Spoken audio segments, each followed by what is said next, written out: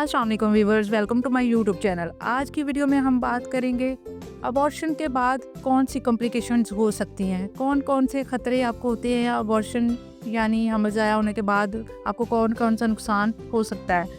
तो सबसे पहले एक्सेसिव ब्लीडिंग।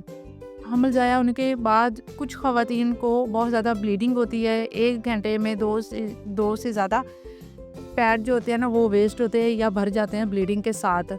तो ये भी एक उसकी कॉम्प्लिकेशन है अबॉर्शन के बाद या मिसकैरेज के बाद। इसके अलावा इन्फेक्शन हो जाता है, बच्चेदानी के अंदर इन्फेक्शन हो जाता है। उसकी कुछ अलामात होती है जैसे कि बुखार होना, पेट में शदीद दर्द होना या स्मेल आना। जो डिस्चार्ज होता है या जो ब्लीडिंग हो रही है वो उसमें बहुत ज़्यादा आपको स्मेल फील होगी और उसका कलर भी चेंज होगा।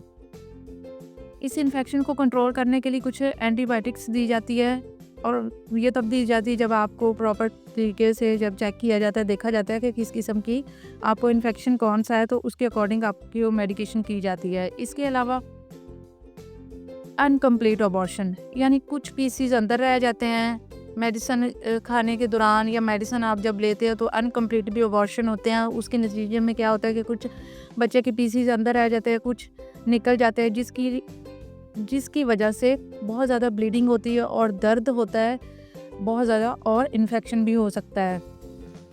ऐसी सूरत में मेडिकल या सर्जिकल प्रोसीजर की ज़रूरत पड़ सकती है। अगर आपको इस तरह की कोई कॉम्प्लिकेशन है तो आपने फ़ौरन से चेक करवाना है। इसके अलावा यूट्राइन इंजरी यानी बच्चेदानी को कोई नुकसान हो सकता है। बच्चेदानी को नुकसान पहुंच सकता है यानी जब आप डीएनसी करवाते हो तो उस दौरान क्या होता है कि बच्चेदानी में औज़ार के ज़रिए यूट्राइन रप्चर हो सकती है। यूट्राइन जो बच्चेदानी होती है उसको नुकसान हो सकता है जब औज़ार लगते हैं और ये जो इंजरी होती है ये बाद में हमल के लिए भी मुश्किल होती है। बाज़ औक़ात फ़ीमेल को बाद दोबारा से हमल नहीं भी होता है इसकी वजह से। इसके अलावा हार्मोनल तब्दीलियाँ कुछ हो जाती है, कुछ हार्मोन्स में चेंजिंग हो जाती है और पीरियड्स में भी बेतरतीबी सी हो जाती है। कभी पीरियड्स पहले आ जाते हैं, कभी बाद में आते हैं और ये जो कॉम्प्लिकेशन होती है ये भी अबॉर्शन के बाद हो सकती है।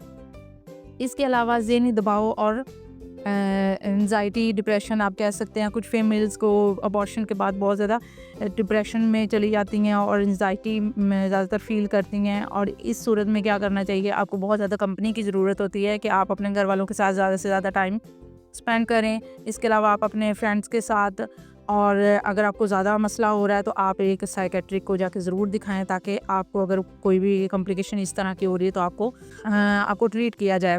इसके अलावा आपको बहुत ज़्यादा आराम की ज़रूरत पड़ती है। सफाई का आपने बहुत ज़्यादा ख्याल रखना है। 1 से 2 हफ्ते तक आपने जिनसी ताल्लुक़ से परहेज़ रखना होता है। डॉक्टर को आपने ज़रूर चेक करवाना होता है और फॉलो अप पे आपने ज़रूर जाना है। ये था आज का हमारा टॉपिक। उम्मीद है आपको मेरी वीडियो अच्छी लगी होगी। अगर तो वीडियो अच्छी लगे तो मेरे चैनल को लाइक, सब्सक्राइब करना ना भूलिएगा और अपनी राय ज़रूर दें।